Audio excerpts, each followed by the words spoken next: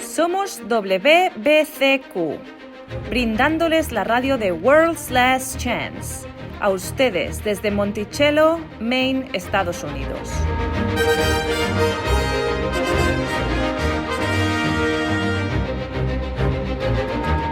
La violencia criminal, la inquietud política, inestabilidad financiera, todo apunta a una inminente crisis, una crisis como ninguna otra. Atentos a la radio de World's Last Chance para aprender a prepararse espiritualmente para lo que nos espera. Radio WLC, preparando un pueblo para el regreso inminente del Salvador.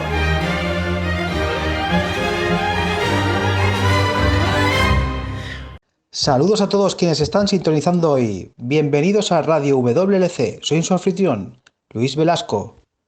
Y yo, Pedro Merino. Gracias por sintonizar. Tú sabes de mi amor por las palabras.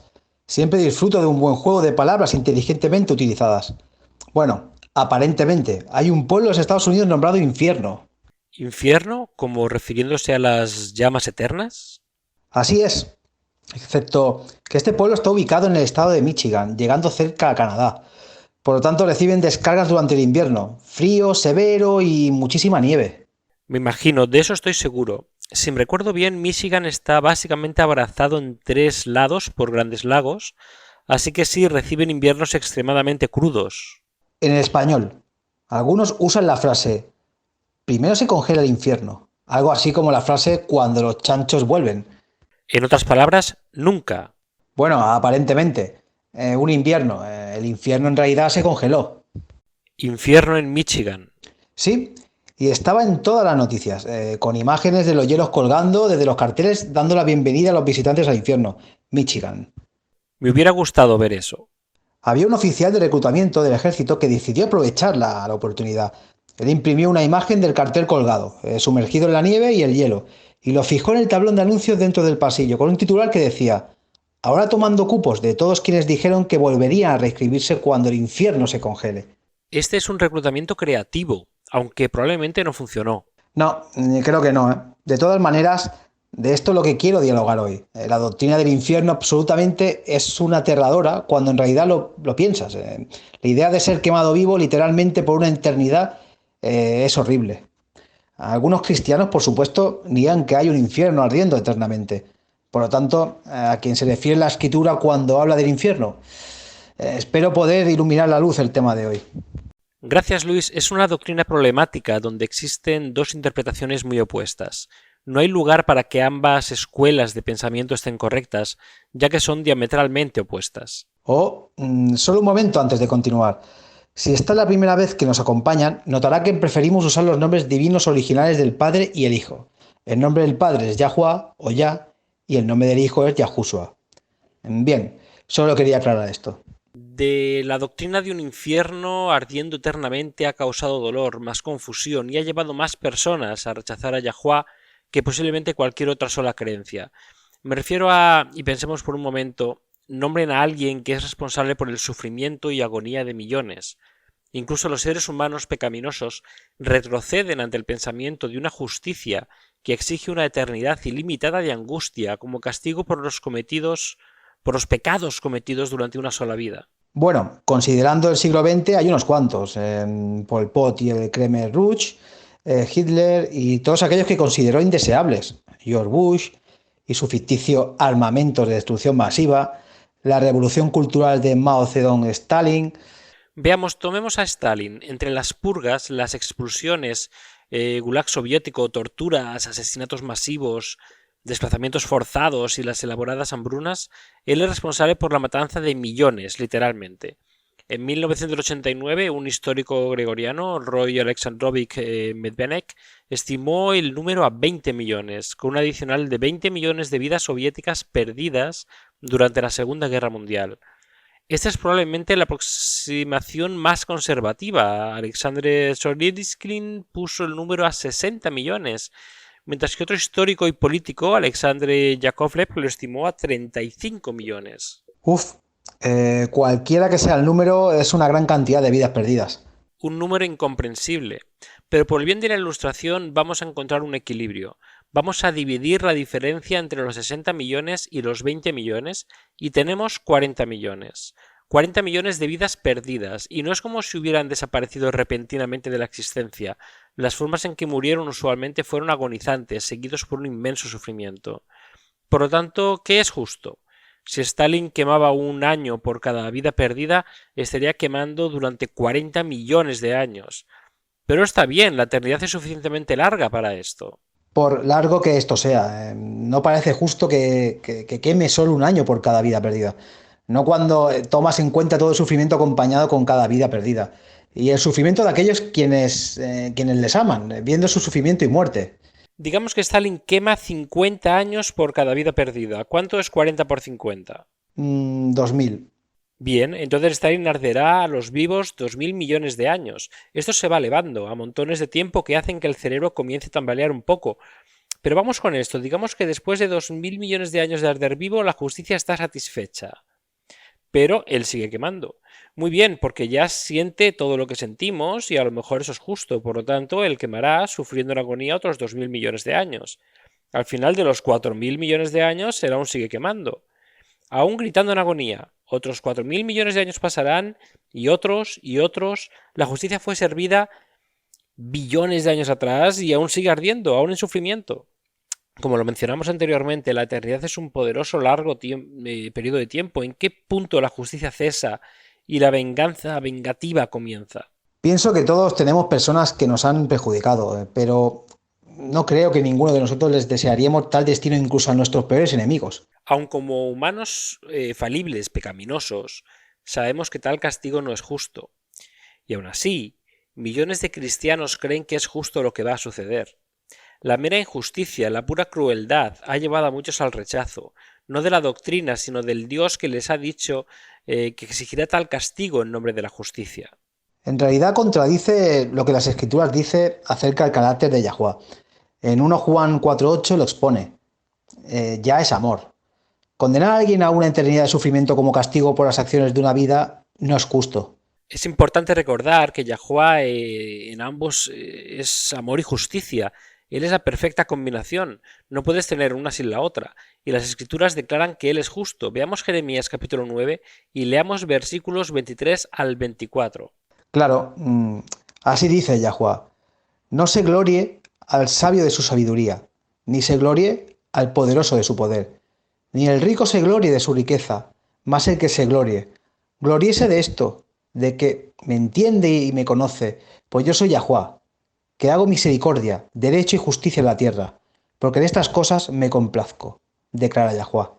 Este es un importante punto. Notemos, Él no es solamente justo, pero se deleita en la justicia. Yahuwah no va a condenar a nadie a quemarse vivo por toda una eternidad, independientemente de lo que hicieron durante su corta vida en la tierra. Estoy de acuerdo contigo, Pedro, pero hay algunos versículos problemáticos en la Biblia. Tomemos, por ejemplo, a Revelaciones 14, versículos 10 y 11. Y esta es una donde muchos basan sus creencias en un infierno ardiendo por una eternidad. Y tengo que admitir que ciertamente suena así. Leámoslo rapidito y así nos pueden explicar su significado aquí si no hay un infierno ardiente eternamente. Muy bien. Revelaciones 14, versículos 10 y 11 dice: Él también beberá del vino del furor de ella, que está preparado puro en el cáliz de su ira, y se ha atormentado y con fuego y azufre delante de los santos ángeles y en presencia del Cordero. Y el humo de su tormento asciende por los siglos de los siglos, y no tienen reposo, ni de día ni de noche, los que adoran a la bestia y a su imagen, y cualquier que reciba la marca de su nombre. Es importante recordar que al estudiar un tema en las Escrituras, todos los versículos de tal tema tienen que tomarse en cuenta, examinarlos todos y después pregúntese a sí mismo hacia dónde el peso de la evidencia se inclina. Repetidamente en las Escrituras tenemos versículo tras versículo que declara que la muerte es el castigo por el pecado. Porque la paga por el pecado es la muerte, pero el don de Yah es eterna vida mediante Yahushua nuestro Señor.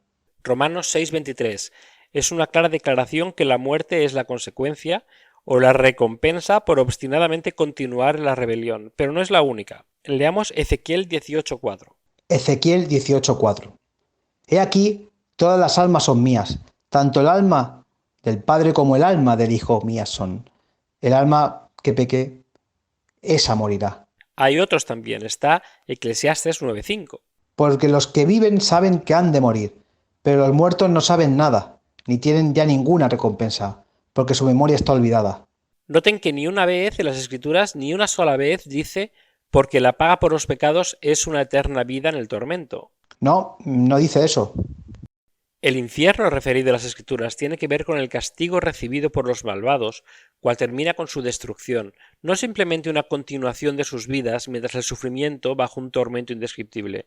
Malaquías es muy claro en esto. Veamos el capítulo 4, versículo 1 al 3. Porque he aquí, viene el día, ardiente como un horno, y todos los soberbios y todos los que hacen el mal serán como paja, y el día que va a venir les prenderá fuego, dice Yahuwah de los ejércitos, que no les dejará ni raíz ni rama. Más para vosotros que teméis mi nombre, se levantará el sol de justicia con la salud en sus alas, y hollaréis a los limpios, pues ellos serán ceniza bajo las plantas de vuestros pies el día en que yo actúe, dice Yahuwah de los ejércitos. Cenizas son lo que queda cuando algo ha sido completamente consumido. Ahora leamos estos versículos de Salmos 37. Porque los malignos serán talados, pues de aquí a poco no estará el malo, y contemplará sobre su lugar y no aparecerá. Porque los impios perecerán, y los enemigos de Yahuwah, como los más gordos de los carneros, serán consumidos, se disiparán como humo. Espera en Yahuwah y guarda su camino, y él te ensalzará para heredar la tierra. Cuando los pecadores sean talados lo verás. Yo vi al limpio, robusto y reverdeciendo como un laurel verde, pero pasó, y he de aquí no aparece. Lo busqué y no fue hallado. Salmo 37:9, 10, 20, 35, 36. Los peores crímenes reciben los peores castigos. El peor castigo que se puede administrar es la pena de muerte porque es irrevocable. He leído que hay 58 países que aún tienen la pena de muerte en sus libros y solo 4, según nombrados países industrializados, que aún ejecutan a los criminales. Los Estados Unidos, Japón, Singapur y Taiwán. Una vez más, es considerada la peor pena porque no hay paso atrás, incluso no hay posibilidad de arrepentimiento. Hablando de aquellos que obstinadamente continúan en su pecado, Isaías dice: He aquí que serán como tamo, fuego los quemará, no salvarán sus vidas de la mano de la llama, no será brasa para calentarse, ni lumbre a la cual se sienten. Isaías 47:14. Una vez más, la muerte, no vida eterna en tormento, es el castigo de los malvados.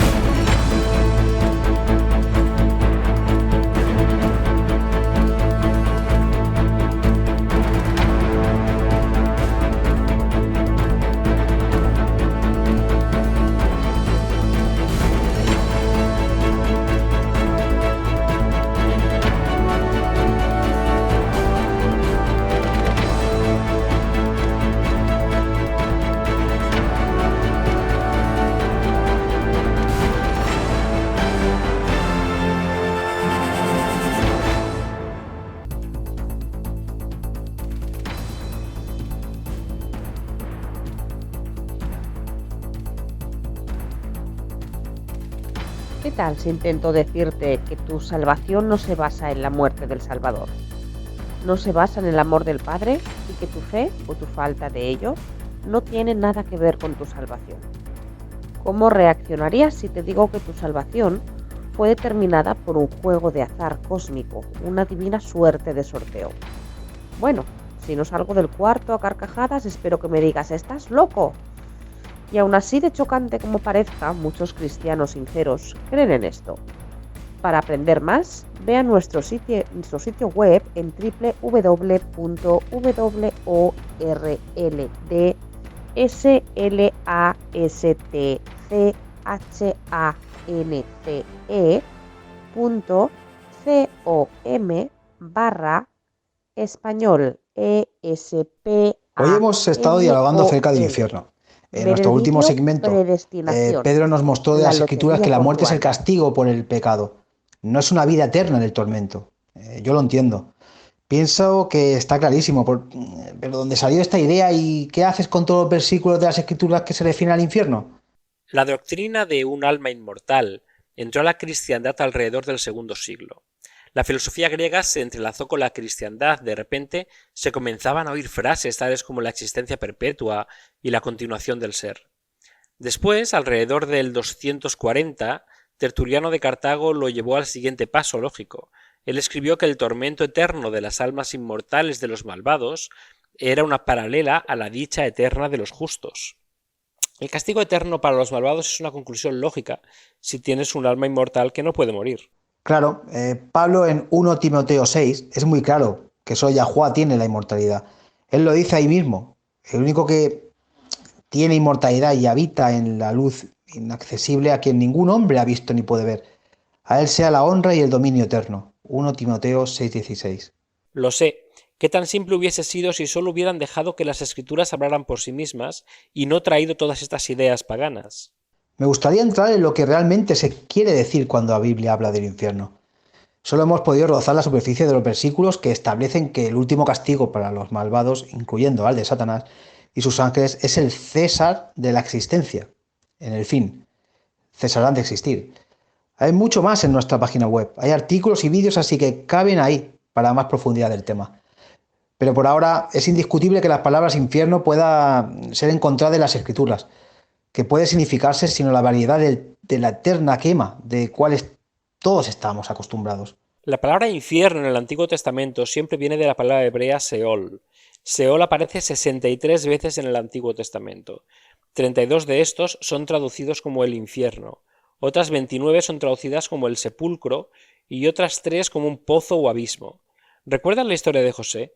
Cuando su hermano lo vendió a la esclavitud y después les dijo a sus padres que lo habían matado a unos animales salvajes.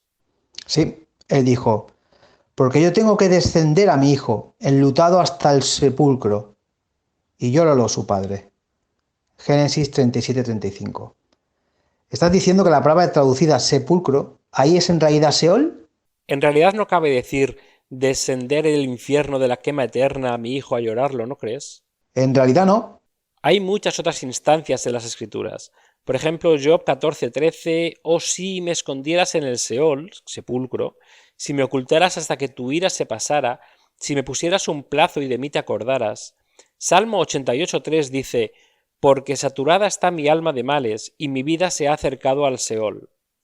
Jacob, rechazando dejar que Benjamín acompañe a sus hermanos a Egipto, dijo, mi hijo no descenderá con vosotros, pues su hermano ha muerto, y me queda solo él. Si algo malo le acontece en el viaje en que vais, haréis descender mis canas con dolor al Seol. Esto aparece en Génesis 42:38. Yo difícilmente pediría a Yahuwah esconderlo en un lugar de tormento sin fin, como una forma de escapar de todos sus problemas. Nada de esto tiene sentido si aplicas el concepto de un infierno ardiendo eternamente. Y aún es la misma exacta palabra donde en otra parte se traduce como infierno, como en Deuteronomio 32:22, donde dice, porque fuego se ha encendido en mi ira, que quema hasta las profundidades del infierno, Seol, consume la tierra con su fruto, e incendia los fundamentos de los montes. En Proverbios 15:24 se declara, la senda de vida para el sabio es hacia arriba, para que se aparte del infierno que está abajo. La palabra Seol se usó figurativamente para demostrar el estado de degradación o calamidad. No solo la muerte. No, podría ser por cualquier causa, ya sea por desgracia o pecado o el juicio de Yah.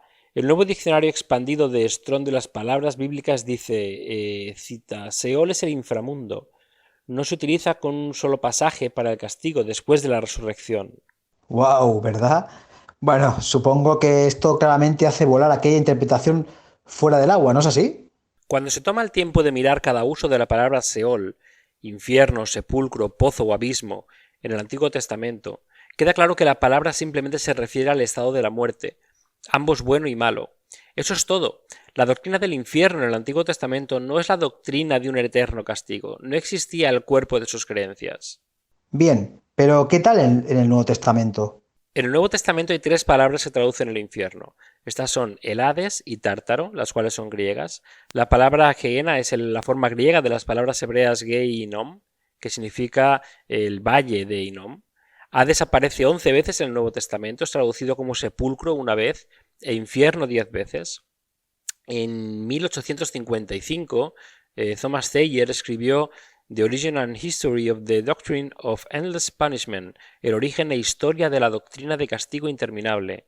Explicando el uso del Hades en el Nuevo Testamento, Thayer citó a otro respetado erudito declarando, cito, «Puede ser provechoso primero considerar lo que uno de los eruditos ortodoxos más consumados dice en cuanto a ello. En mi juicio, dice el Dr. Campbell, en las Escrituras nunca debe convertirse en un infierno, al menos en el sentido en que esa palabra se entiende universalmente por los cristianos. En el Antiguo Testamento, la palabra correspondiente es Seol, que significa el estado de la muerte en general, sin tener en cuenta la bondad o la maldad de las personas, su felicidad o su desdicha. Es muy claro que ni en la versión Septuaginta del Antiguo Testamento ni en el Nuevo hace que la palabra Hades comunique que la presente palabra infierno del español y uso cristiano siempre sea transmitida a nuestras mentes. ¿Y qué del uso de la palabra tártaro? En realidad solo hay un uso de la palabra tártaro en el Nuevo Testamento y es traducido como el infierno. Podemos leerlo en 2 Pedro 2:4. Porque si ya no perdonó a los ángeles, cuando pecaron, sí que los arrojó al infierno y los entregó a fosos de tinieblas, reservados para juicio. La palabra en sí viene del paganismo y la mitología griega. Es obvio que Pedro no trataba de enseñar acerca de un infierno pagano, no más que cuando Yahushua utilizó la parábola bien reconocida del hombre rico y Lázaro para ilustrar la importancia de rendirse a la voluntad de Yah mientras vive, y no atrasarlo a un tiempo en el futuro. Es un uso figurativo de la palabra, cual simplemente representa la destrucción que vendrá sobre ellos mediante su propia necia rebelión y desobediencia. Bueno, eso es verdad. Nosotros a menudo hablamos figurativamente. Un chiquillo puede decir, oh, mi papá me va a matar si no termino mis tareas. No se está refiriendo a que lo va a matar literalmente. Por lo tanto, sí, sería un error interpretarlo literalmente cuando alguien está hablando figurativamente. ¿Y qué de Gehenna? Esa palabra siempre es traducida como el infierno. Es utilizada 12 veces en el Nuevo Testamento, significa el valle de Hinnom. Aquí era donde los israelitas en la apostasía sacrificaban al dios Moloch, y no solo animales, también sacrificaban a sus propios hijos. Eso finalmente fue proscrito bajo Josué, pero el área llegó a ser considerada una abominación. Ellos tiraban los cadáveres de los animales como también los cuerpos no enterrados de los criminales ejecutados. Para impedir que la putrefacción infectara el aire, tenían constantemente un fuego quemando para consumir los cuerpos y la suciedad tirada ahí. Por lo tanto, por último, cualquier castigo severo, especialmente uno causado de una muerte infame, llegó a ser descrito por la palabra Gehenna o infierno. Es completamente inconsistente imponer el significado moderno de la palabra infierno al uso de Gehenna en el Nuevo Testamento. Hay algo que quiero indicar aquí, antes de seguir. El libro de Hechos cubre la historia de la iglesia temprana cristiana. Cubre alrededor de 30 años desde la ascensión a Yahushua y aún en todo este tiempo no existe ningún uso de la palabra Gehenna. Se pensaba que antes la sería consecuencia de perderse, si la verdad se predicara. Puedo ver cómo los apóstoles fallaron en dar advertencia a los cristianos tempranos de algo tan terrible. El castigo sin fin, ¿no crees tú? Para nada, hemos impuesto nuestra definición moderna de la palabra a los pasajes bíblicos, pero no tiene lugar. Revelaciones habla de un lago de fuego que por fin destruye a Satanás, del pecado y los pecadores, pero la parte más hermosa de este pasaje es que revela que la muerte por sí misma será destruida. Leamos Revelaciones 20, versículos 12 al 15. Y vi a los muertos grandes y pequeños, de pie delante de ella. Los libros fueron abiertos, y otro libro fue abierto, que es el libro de la vida. Y los muertos fueron juzgados por lo que estaba escrito en los libros, según sus obras. Y el mar entregó los muertos que estaban en él, y la muerte y el Hades entregaron a los muertos que estaban en ellos, y fueron juzgados, cada uno según sus obras. Y la muerte y el Hades fueron arrojados al lago del fuego. Esta es la muerte segunda. Y el que no se encontraba inscrito en el libro de la vida fue arrojado al lago del fuego. Revelaciones 20, 12, 15. Es hermoso. En lugar de la muerte misma, el estado de la muerte también es destruida así, que todo lo que queda es vida. La destrucción del pecado, Satanás y la muerte hará cumplido el Yahushua. Como Pablo dice, devorada ha sido la muerte en victoria. ¿Dónde está, oh muerte, tu victoria? ¿Dónde, oh Hades, sepulcro, está tu aguijón? Incluso en la destrucción de los malvados, nosotros podemos confiar en nuestro Creador de ser lo que siempre es, infinitamente amoroso e infaliblemente justo. Como él dice en Oseas 13, oh muerte, yo seré tus plagas, o sepulcro, yo seré tu destrucción. Oseas 13:14 KJV. Bueno, no se vayan amigos, cuando volvamos daremos respuestas a las consultas en nuestro correo diario. Ha sintonizado con la radio de WBCQ en 9330 kHz en la banda de 31 metros. Radio World's Last Chance, preparando un pueblo para el pronto retorno del Salvador.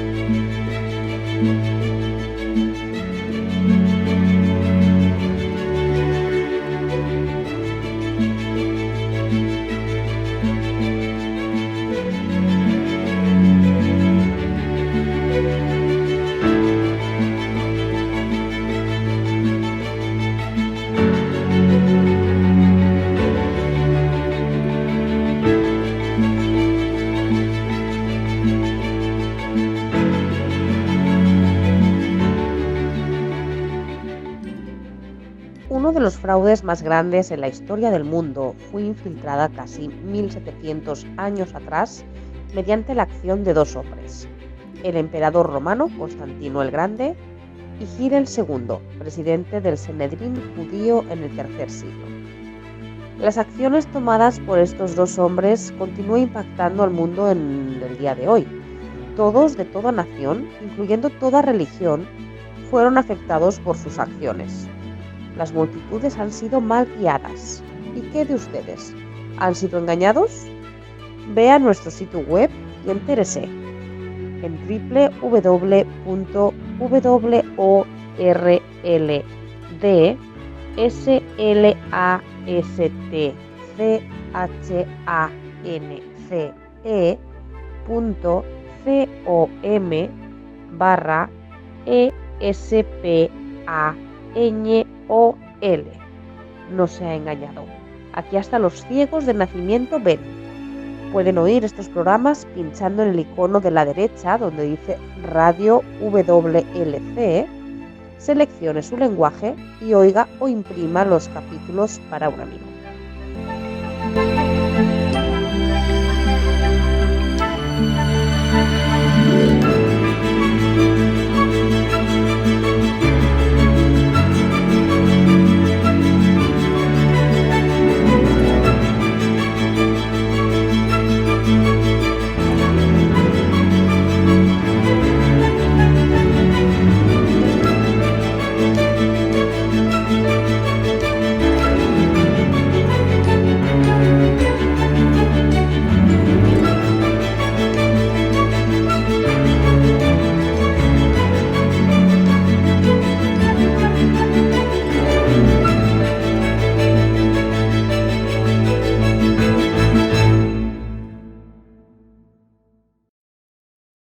Tomaremos unos minutos para contestar algunas consultas de nuestros sintonizantes.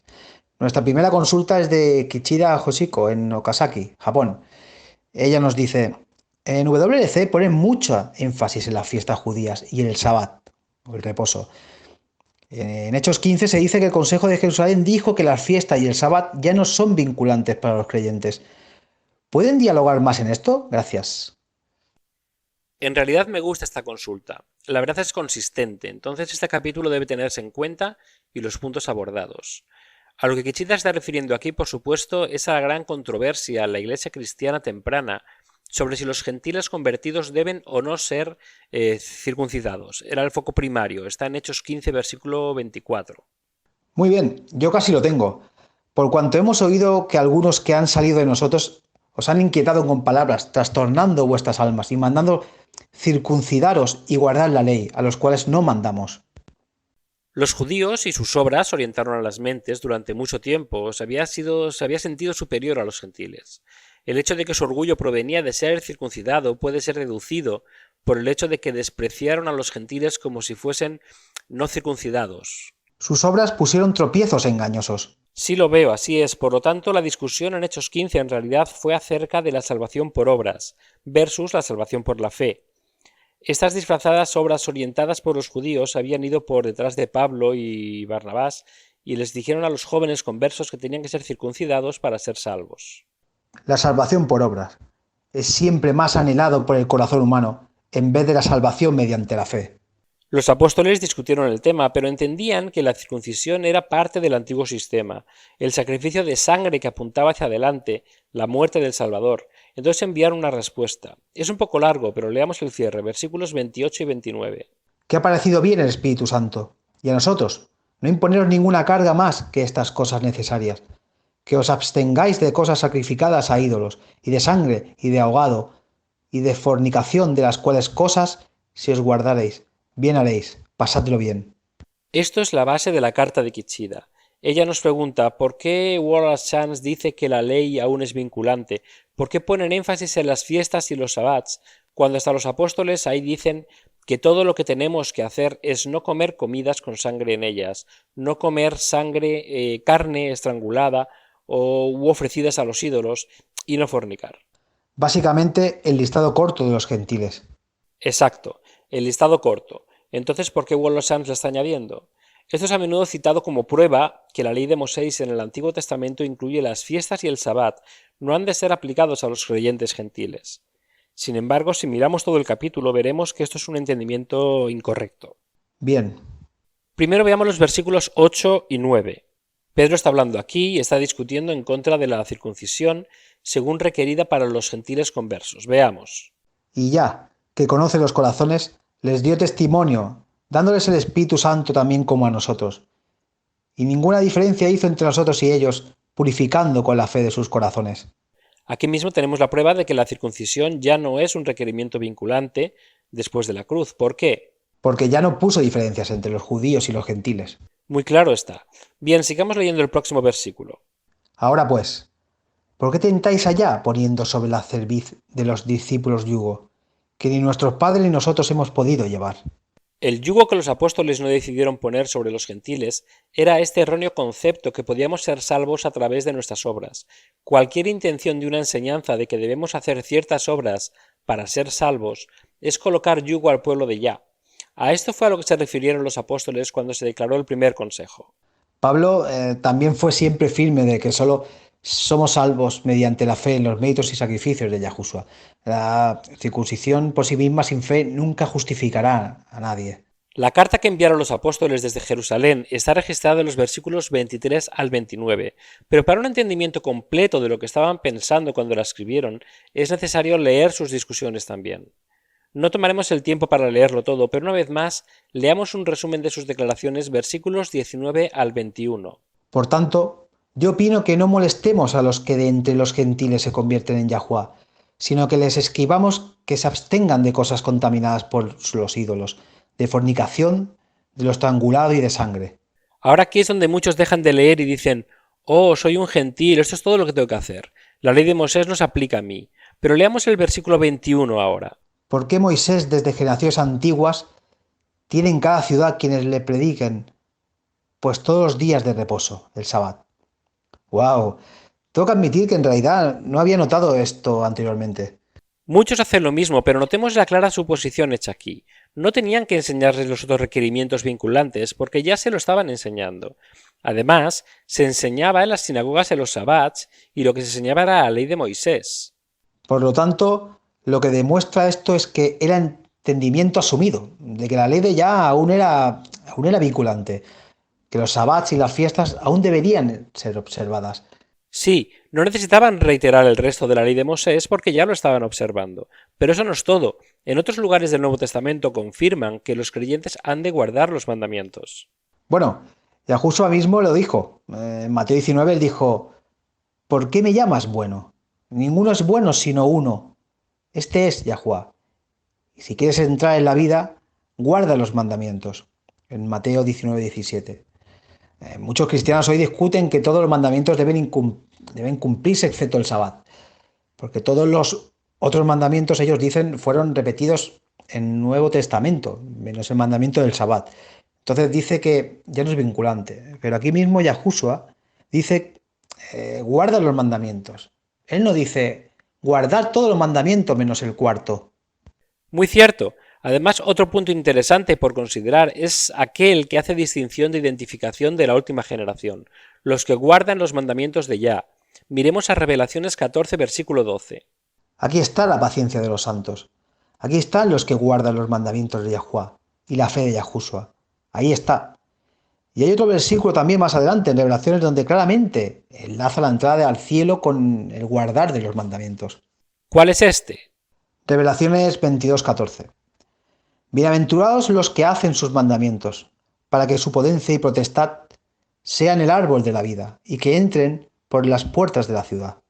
Aquí está muy claro. Entonces, todo esto combinado nos da a ver que los apóstoles no estaban estableciendo un criterio para los gentiles y otro para los judíos. Así como decía en el versículo 8, ya no puso diferencias entre los judíos y los gentiles. Por lo tanto, los apóstoles no lo harían tampoco. Muy bien. Tenemos tiempo para una consulta más. Francisco Marini en Paterson, Nueva Jersey, de los Estados Unidos, dice: ¿dónde la Biblia dice cómo el calendario lunisolar funciona? ¿Me pueden dar un versículo? Esta es una consulta estupenda, pero es la siguiente palabra de Yah que cuelga en toda teología de uno en un solo texto. Isaías 28 nos instruye, pues la palabra de Yah les será mandamiento tras mandamiento, mandamiento tras mandamiento, renglón tras renglón, renglón tras renglón, un poquito allí, otro poquito allá. Isaías 28:13. Este es un principio importante de recordar cuando se estudia las Escrituras. ¿Lo es? ¿Puedes probar de las Escrituras la existencia de un infierno ardiendo eternamente? Bueno, sí. Sí, puedes y muchas iglesias lo hacen. Sin embargo, contradicen incluso más textos que claramente declaran que no hay tal cosa. Porque los que viven saben que morirán, mas los muertos nada saben, ni tienen más recompensa, porque su memoria es puesta en olvido. Eclesiastes 9:5, ¿no? Y eso prueba mi punto. Cuando solo un texto es considerado de las Escrituras, una teología entera puede ser extrapolada de un texto. Y en realidad es fácil descarrilarse. La verdad siempre tendrá el peso de la evidencia. Puedes confiar en Yah para que te tengas seguro a medida que investigas nuevas ideas con una mente abierta. Solo quiero añadir un pensamiento a esto. Podemos espigar pistas en cuanto a cómo el calendario lunisolar funciona desde una variedad de textos bíblicos, pero no hay un versículo específico que describa la amplitud de las reglas calendarias. La razón es simple, era conocimiento asumido. La Biblia contiene el libro de cantares, poesía, profecía, historia. Nadie se preocupó de escribir cómo funcionaba el calendario, porque todos lo sabían, le conocían desde el principio. En la historia del Antiguo y Nuevo Testamento, los eventos son descritos por sus fechas, según los festivos y días del Sabbat del calendario lunisolar. Un punto excelente. Así como hoy hay millones de libros publicados, pero a no ser que sea un libro específico que discuta el cálculo del tiempo, no hablará acerca del calendario porque es conocimiento asumido y todos ya saben cómo funciona. Es inconveniente, pero bueno, esta es la vida. Si tiene alguna consulta, escríbanos. Nos encantaría saber de usted. Vaya a nuestro sitio web en www.or.com/español y regístrese.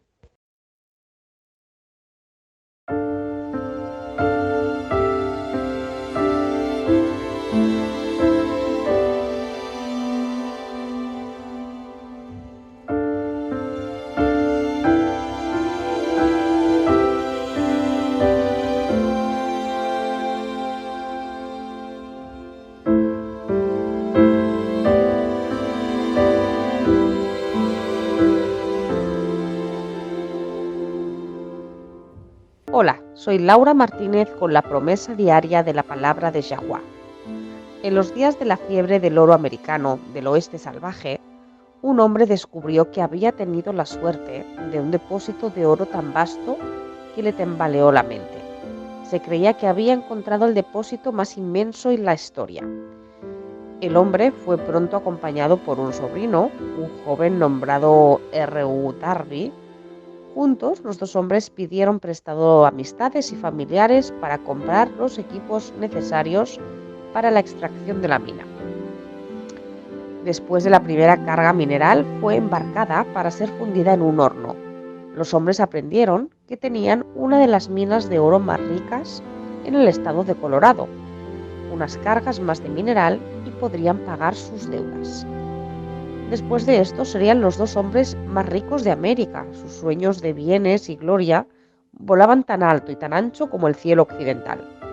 Entonces, inexplicablemente, la vena de la mina de oro desapareció.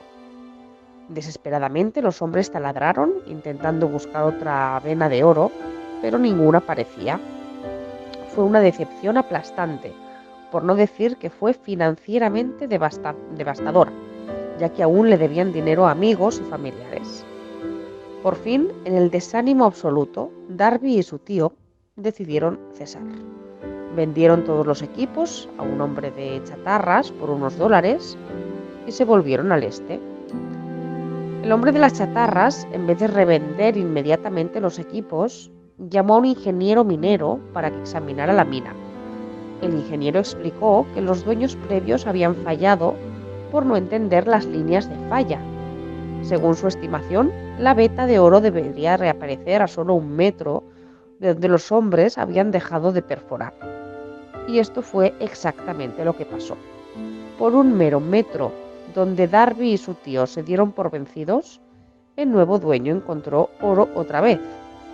Él sacó oro por $19 millones de aquella mina, mientras que Darby y su tío se esforzaron por años para pagar cada $1 que pidieron prestado.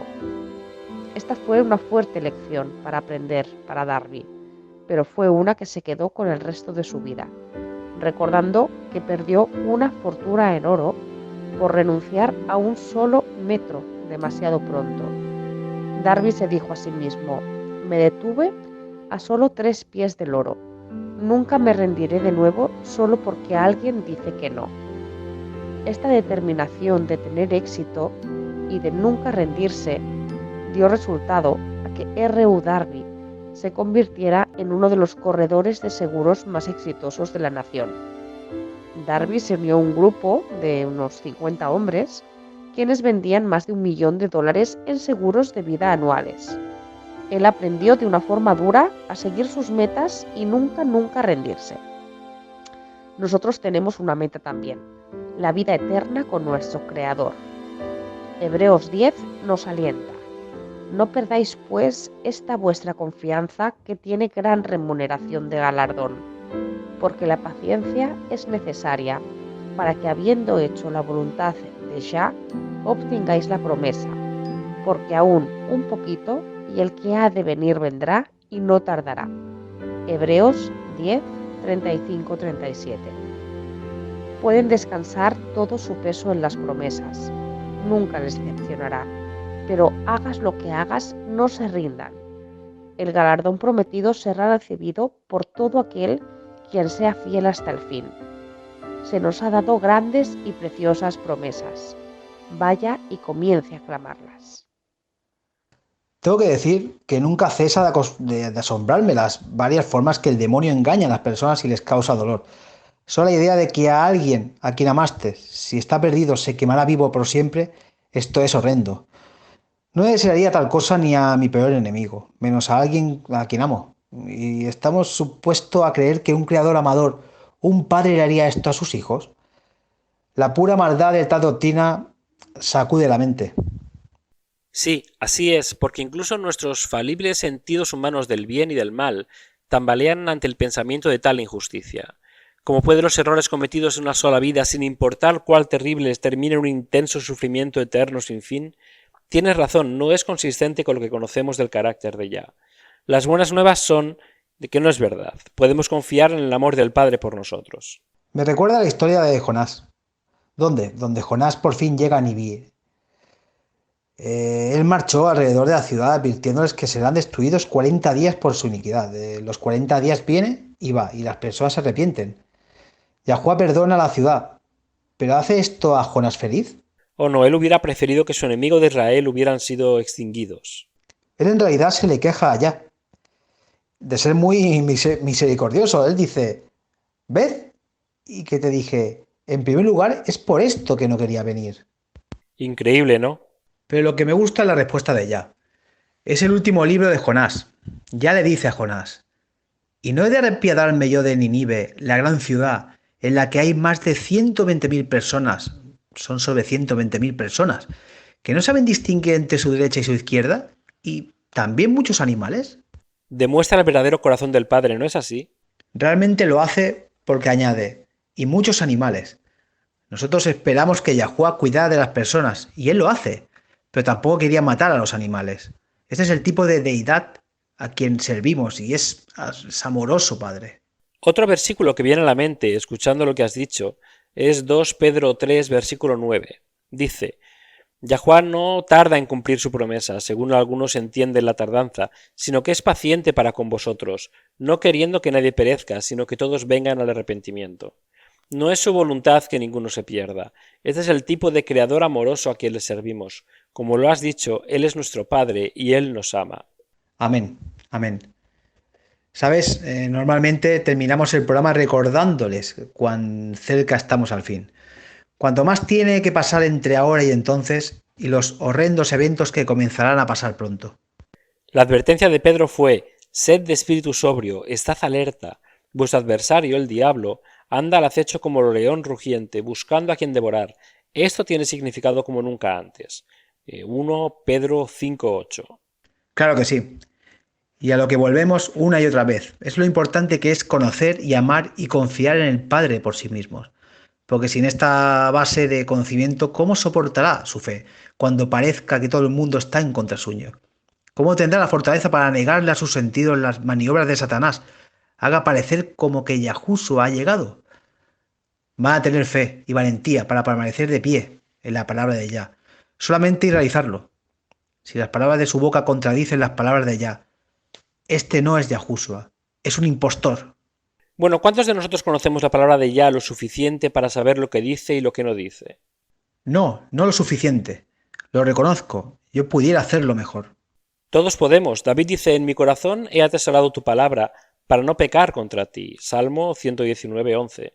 Nosotros necesitamos conocer las Escrituras por sí mismos, no solo para que tengamos una promesa en la punta de la lengua para salir en una emergencia, también para ser enseñados por Yah qué es verdad y qué es falso. Tienes razón, pero de esto se trata. ¿Cuántas personas, creyendo que Él es un poder vengativo, van a querer pasar tiempo en su palabra? Olvídese de eso. ¿Cuántos van a querer llegar a conocerle si creen que Él es tan diabólico, tan malicioso e implacable? Yo pienso que este es el motivo real detrás de esta doctrina de un infierno ardiendo por siempre. Si Satanás puede hacer que crean eso del carácter de Yahuwah, ni se interesará en llegar a conocerle por sí mismos. Tienes razón, Luis, porque cuando se trata de la salvación, no es tanto lo que conoces como a quién conoces. Y si hemos heredado errores de nuestros padres, profesores, párrocos o sacerdotes, si estos errores nos han dado una comprensión incierta del amor del Padre, esto nos puede alejar de él. Y lo que necesitamos es hacer llegar bien cerca, confiando en que Él nos ama, a pesar de todo lo que Él sabe de nosotros. Y créeme, que Él todo lo sabe. A pesar de saber de todo esto, Él aún nos ama con un amor inmensurable. Escondido en Isaías 28 hay un versículo que da una visión sorprendentemente profunda en el carácter de Yah. Dice, porque Yahuwah se levantará como en el monte Perazim, se enojará como en el valle de Gabaón, para hacer su tarea, su extraña tarea, para hacer pasar su obra, su extraña obra. Isaías 28:21. Interesante uso de la palabra extraña. Así es, pero para nuestro amado Padre el castigo, incluso el castigo de los inicuos, es una obra extraña, no es algo en cual Él se deleita porque Él es primeramente amor. Se nos termina el tiempo por hoy, pero quiero cerrar con un versículo de un himno hermoso, dice así, podríamos con tinta llenar el océano, y fueron los cielos de pergamino hecho, donde todos los tallos de la tierra una pluma, y todo hombre escriba por oficio. para escribir el amor de ya arriba, drenaría el océano seco. Tampoco podía el pergamino contener la totalidad, aunque estirado de cielo en cielo. Debido a que esto es lo que Él es, y Él no cambia. Acompáñanos otra vez mañana. Hasta entonces, recuerde, Yahuwah le ama, y en Él está segura su confianza.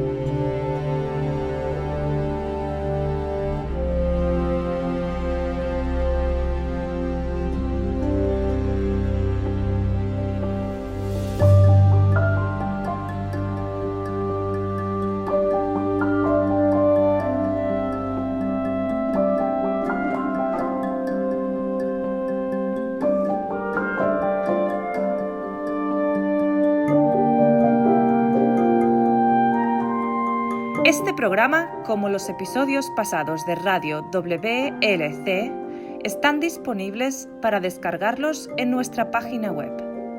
Son estupendos para compartir con amistades y estudios bíblicos. También es un maravilloso apoyo para aquellos que dan su adoración a Yahuwah solos o en casa. Si desea escuchar los programas de Radio WLC, visite nuestra página web en worldslastchance.com/español. Haga clic en el icono Radio WLC, parte superior a la izquierda de la página principal. Esto le permitirá hacer descargas de los episodios en su idioma preferido. También están los artículos y los vídeos disponibles en una variedad de idiomas. Acompáñenos otra vez mañana para otro mensaje lleno de verdades en WBCQ, en 93,30 kHz, en la banda de 31 metros. La radio de WLC. Prepara un pueblo para el pronto retorno del Salvador.